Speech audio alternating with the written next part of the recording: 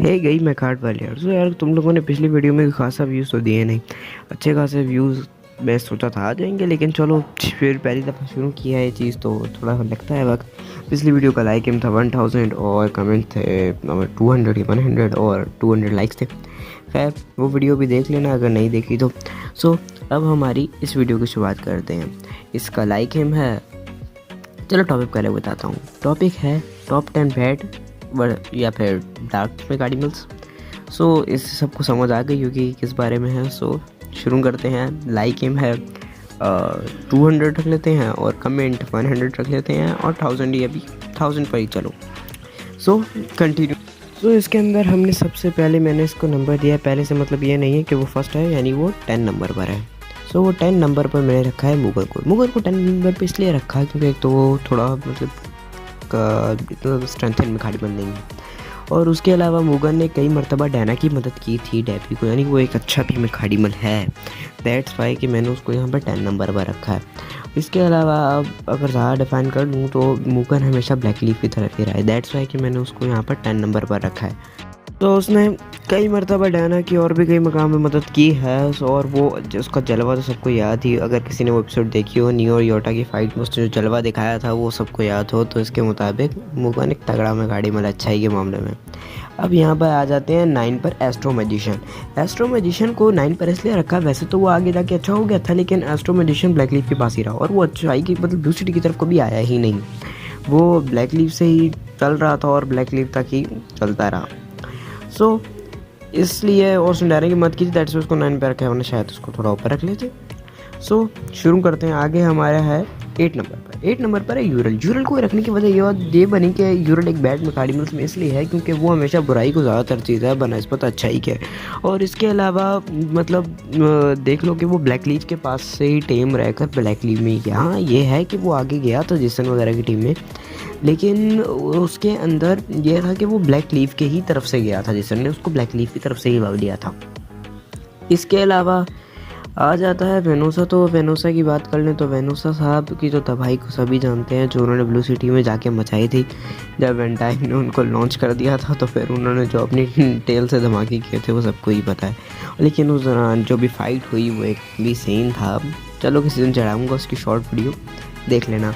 So guys उसके अंदर तुम वेनोसा को इसलिए भी रखा क्योंकि वेनोसा है चलो अच्छाई की तरफ चला भी जाए तो वो आखिर में जाकर बुराई की तरफ ही पहुंच जाता है वापस, तो वो इसलिए बैड मेगाडिमल्स में ज़्यादा वो बुराई को वो भी बहुत ज़्यादा तरजीह देता है। अब आ जाते हैं बेबल साहब। बेबल साहब को नंबर दिया गया है, बेबल को 6 नंबर पे रखा है। बेबल को 6 नंबर पे रखने की वजूहत ये बनी कि देखो बेबल वो वाहिद मेखाडिमल, वो वैसे तो मतलब डार्क मेखाडिमल्स में आता है लेकिन इतना स्ट्रेंथन मेखाडिमल नहीं है, और आगे वाले सीज़न में वो अच्छे मेखाडिमल्स मतलब अच्छे लोगों के टेमर्स के पास ही रहा है तो दैट्स वाई। और दूसरी ये बात यह है कि सब में वो हार गया था, जब भी वो लड़ता है वो हार जाता है, जिसके बनस्बत कैरी ऑन काफ़ी देर तक टिका रहता है, तो दैट्स वाई इसको मैंने 6 नंबर पर रखा है। डीमल है कैनन पाइथस। कैनन पाइथस को इसलिए ये जगह दिया, मैंने तो उसका यही नाम सुना है, अब मैं नहीं जानता इसका नाम क्या है, रियलिटी में कोई इंग्लिश में आया नहीं अभी तक। सो इसलिए दिया कि ये डिवाइन और कमीला के पास देखा गया और ये जेनी टाइप का मेगाडिमल है, और इसको ये नाम देने की वजूहत ये बनी कि देखो इसने काफ़ी दवाई मचाई है और काफ़ी हद तक ये एंड तक लड़ाई में था विंग लाइन वगैरह के साथ। विंग लाइन और एक और था खायोन, वो सब दोनों मिलकर विंग लाइन में जाते थे ये दो कैनन पाइथस, तो वो लॉन्च होता था और फिर उसकी दवाई तो सबको पता ही होगी जिसने वो सीज़न देखा है। सो वो भी मैं एक्सप्लेन कर दूंगा आगे चल के। अब इसको 4th नंबर देने की वजूहत क्या बनी खुद देखोगे तो समझ आती, कि देखा होगा तो समझ पता ही होगा। अब आ जाओ 4th नंबर पर, तो इस जनाब का था 5वां नंबर।